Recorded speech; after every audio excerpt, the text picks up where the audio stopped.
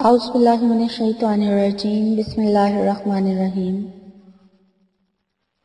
حضرت عبداللہ بن عمر رضی اللہ تعالیٰ عنہ فرماتے ہیں کہ میں نے رسول پاک صلی اللہ علیہ وآلہ وسلم کو یہ ارشاد فرماتے ہوئے سنا، تم سے پہلے کسی امت کے 3 شخص ایک ساتھ سفر پر نکلے، چلتے چلتے رات ہو گئی۔ رات گزارنے کے لیے وہ ایک غار میں داخل ہو گئے۔ اسی دوران پہاڑ سے ایک چٹان گری جس نے غار کے منہ کو بند کر دیا۔ یہ دیکھ کر انہوں نے کہا کہ اس چٹان سے نجات کی یہی صورت ہے کہ سب کے سب اپنے اعمال صالحہ کے ذریعے اللہ تعالیٰ سے دعا کریں۔ چنانچہ انہوں نے اپنے اپنے عمل کے واسطے سے دعائیں کی۔ ان میں سے ایک نے کہا، یا اللہ، آپ جانتے ہیں کہ میرے ماں باپ بہت بوڑھے تھے، میں اہل و عیال اور غلاموں کو ان سے پہلے دودھ نہیں پلاتا تھا۔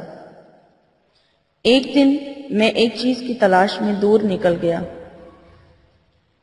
جب واپس لوٹ کر آیا تو والدین سو چکے تھے، پھر بھی میں نے ان کے لیے شام کا دودھ دوہا اور اسے پیالے میں لے کر ان کی خدمت میں حاضر ہوا تو دیکھا کہ وہ اس وقت بھی سو رہے ہیں۔ میں نے ان کو جگانا پسند نہیں کیا اور ان سے پہلے اہل و عیال یا غلاموں کو دودھ پلانا بھی گوارا نہ کیا۔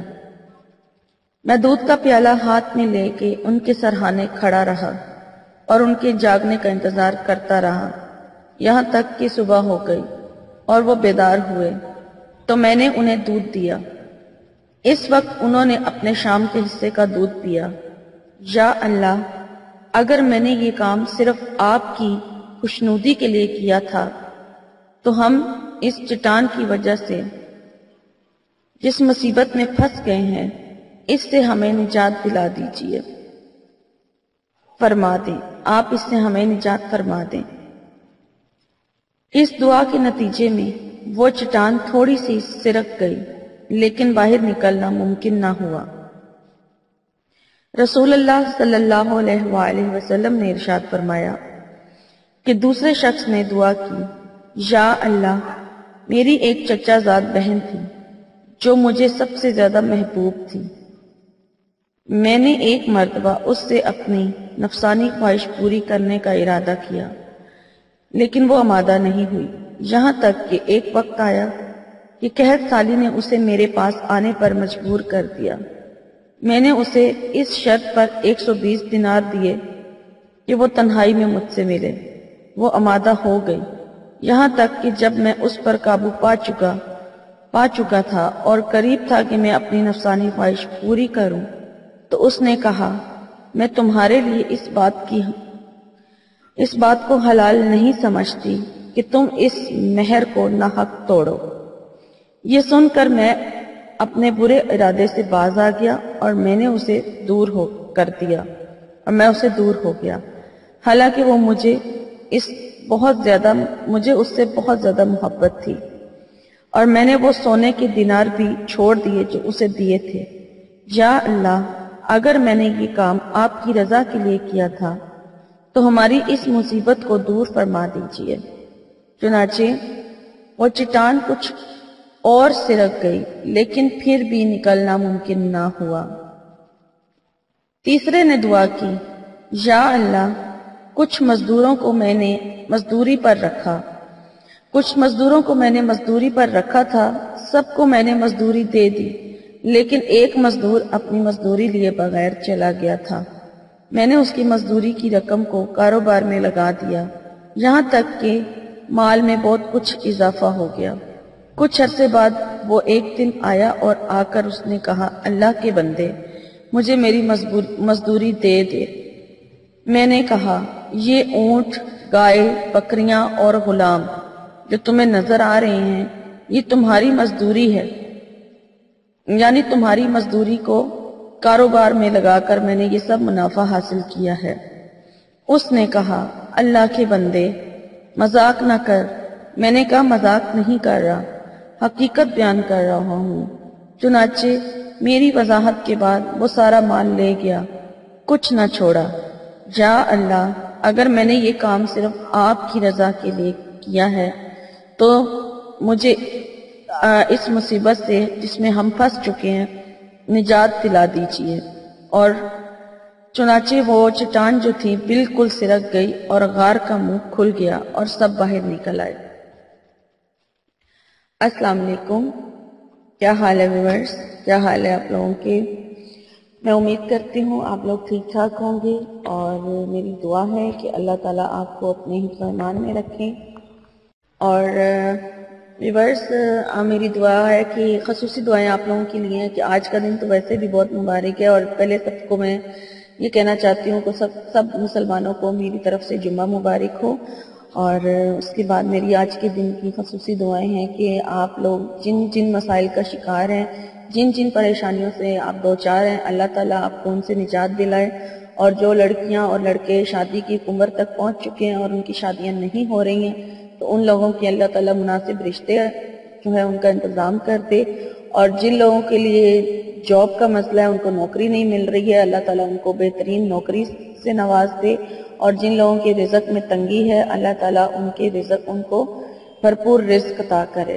ویورز، مجھے بھی اپنی دعا میں یاد رکھیں، شکریہ، آمین۔ چلتے ہیں آج کے ٹاپک کی طرف۔ آج کا جو میرا ٹاپک ہے وہ ہے ہر مشکل سے نجات کا حل۔ یعنی کہ آپ پر کسی قسم کی کوئی بھی مشکل آن پڑی ہے اور آپ کو اس سے نجات کا ذریعہ نہیں مل رہا ہے، تو یہ جو میرا آج کا وظیفہ ہے، یہ میں اسی مقصد کے لیے لے کر آئی ہوں کہ اگر آپ یہ عمل کریں گے تو انشاءاللہ تعالیٰ آپ کا جو بھی آپ کو مشکل پیش آئی ہوئی ہے، جس مصیبت سے بھی آپ دوچار ہیں، آپ اس سے ضرور نجات حاصل کر لیں گے۔ اور یہ درود ابراہیمی کا عمل ہے، اور یہ درود ابراہیمی چونکہ خود دعاؤں کو قبول کروانے کا ایک ذریعہ ہے، تو اس کے ذریعے جو بھی عمل کیا جائے گا انشاءاللہ تعالیٰ اس سے لازمی آپ کو فائدہ حاصل ہوگا۔ تو میں آپ کو طریقہ بتا دیتی ہوں کہ آپ نے اس درود ابراہیمی کو کس طرح سے پڑھنا ہے۔ سب سے پہلے تو آپ یہ 5 نمازوں کے بعد کا عمل ہے، اور اس عمل کو ہم 41 دن تک جاری رکھیں گے۔ 41 دن تک بغیر کسی ناغے کے آپ نے یہ عمل کرنا ہے۔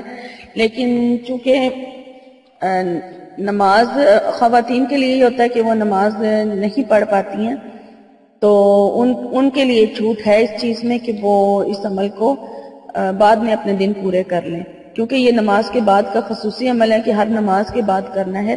تو وہ پھر جو ہے اپنے جو دن ان کے مخصوص ایام آتے ہیں وہ انہیں چھوڑ کے بعد میں اپنے دن پورے کر سکتی ہیں، لیکن 41 دن پورے کرنے ہیں۔ اور مرد حضرات کے لیے جو ہے ناغا جو ہے وہ نہیں کرنا ہے، وہ اپنا عمل جو ہے وہ 41 دن لگاتار کریں گے۔ تو درود ابراہیمی کا عمل ہے، اور اسی طرح آپ فجر کی نماز ادا کر لیں۔ فجر کی نماز کے بعد آپ نے اللہ کی حمد و ثنا بیان کرنی ہے۔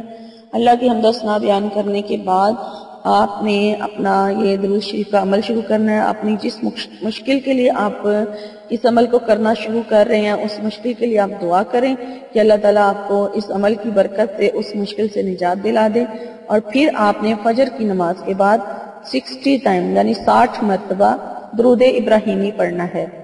اور درود ابراہیمی جب آپ کا 60 بار کمپلیٹ ہو جائے تو پھر آپ اپنے مقصد کے لیے دعا کریں۔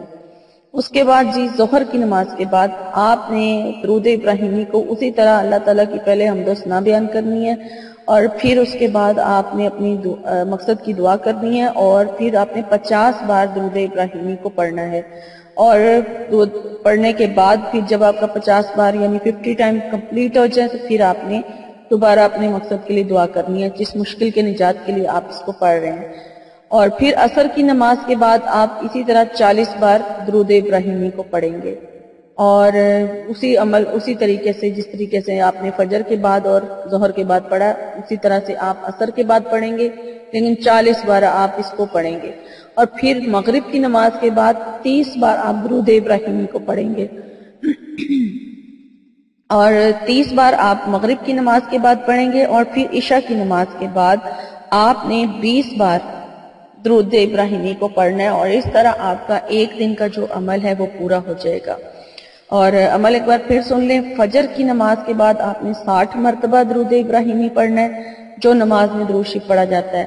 ظہر کے بعد 50 بار پڑھنا ہے، عصر کے بعد آپ نے 40 مرتبہ پڑھنا ہے، مغرب کے بعد آپ 30 بار پڑھیں گے اور عشاء کے بعد آپ نے 20 بار درود ابراہیمی پڑھنا ہے، اور اس طرح آپ کا ایک دن کا عمل کمپلیٹ ہو جائے گا، اور یہ آپ نے 41 دن یعنی 41 ڈیز تک اس عمل کو جاری رکھنا ہے۔ اور یہ کسی قسم کی بھی جو مشکل اور مصیبت آپ کے اوپر آئی ہوگی وہ اس وظیفے کی برکت سے انشاءاللہ تعالیٰ ضرور ٹل جائے گی۔ تو ویورز، میری آج کی ویڈیو آپ کو اگر اچھی لگی ہے تو اسے ضرور لائک کیجئے، کمنٹس بھی ضرور کریں اور دوسروں کے ساتھ شیئر ضرور کریں، اور ویورز میرے چینل کو سبسکرائب ضرور کر لیں تاکہ میری آنے والی ہر نئی ویڈیو جو ہے وہ آپ کو بآسانی ملتی رہے، اور نوٹیفیکیشن آپ کو بیل آئیکن کو پریس کرنے سے لازمی ملے گا، اس لیے آپ بیل آئیکن کو لازمی پریس کریں، اور میری ویڈیو جو ہے اسے لائک کر کے میری حوصلہ افزائی ضرور کیجیے۔ شکریہ۔ مجھے لیلا کو اب اجازت دیجیے، میری انشاءاللہ تعالیٰ آپ سے میری نئی ویڈیو میں ملاقات ہوگی، تب تک کے لیے اپنا بہت سارا خیال رکھیے گا۔ فی امان اللہ۔